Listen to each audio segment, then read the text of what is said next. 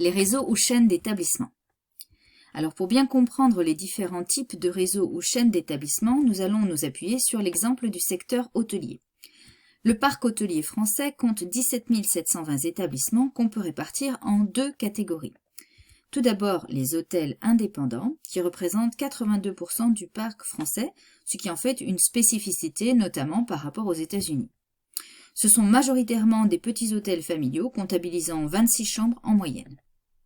Par ailleurs, on trouve les hôtels de chaîne.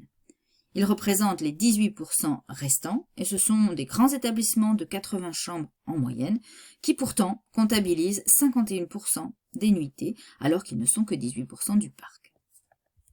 Commençons notre analyse par les hôtels indépendants.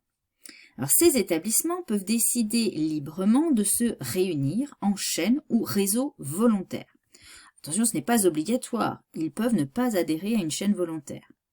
Ainsi, les chaînes ou réseaux volontaires, ce sont des groupements d'hôteliers indépendants qui conservent leur enseigne et leur autonomie juridique. Il existe 23 chaînes volontaires en France qui réunissent 4800 hôtels partenaires. La première chaîne est le J, suivie par les collectionneurs, The Originals en 3e place et Best Western à la 4e place. Voyons maintenant les caractéristiques d'une chaîne ou d'un réseau volontaire.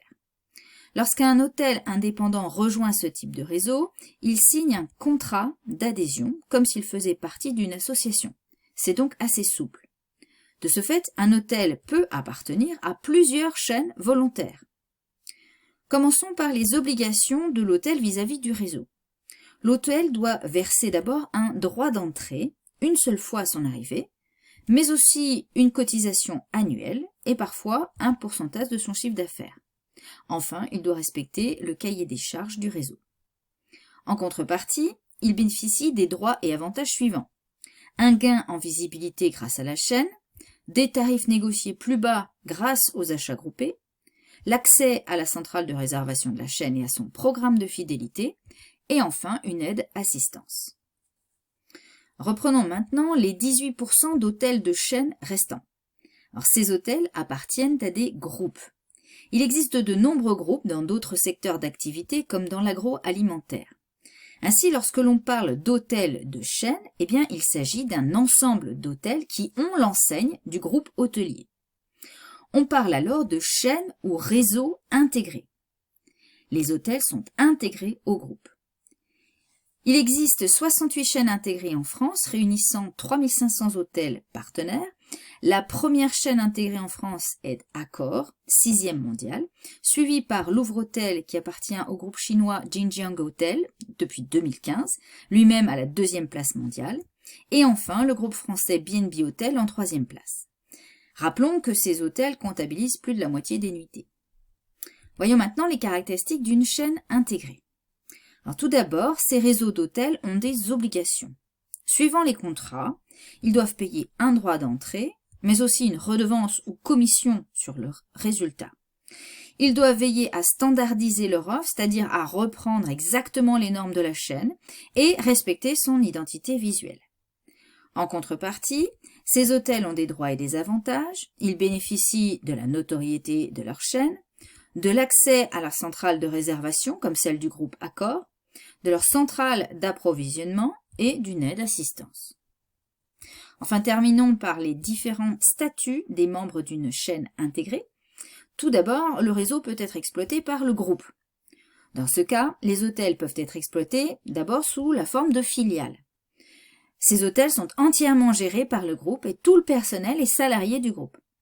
C'est le cas du groupe Brit Hôtel, qui détient 23 établissements en filiale sur 140. Les hôtels peuvent aussi être en gérance mandat.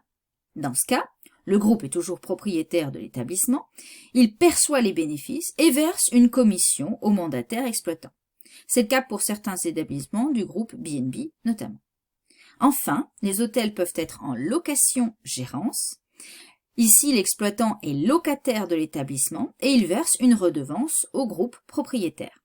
C'est le modèle de développement du groupe de restauration au bureau. Alors, une autre solution est possible et l'établissement peut, cette fois, appartenir à un propriétaire exploitant, qui n'est pas le groupe. C'est ce qu'on appelle la franchise.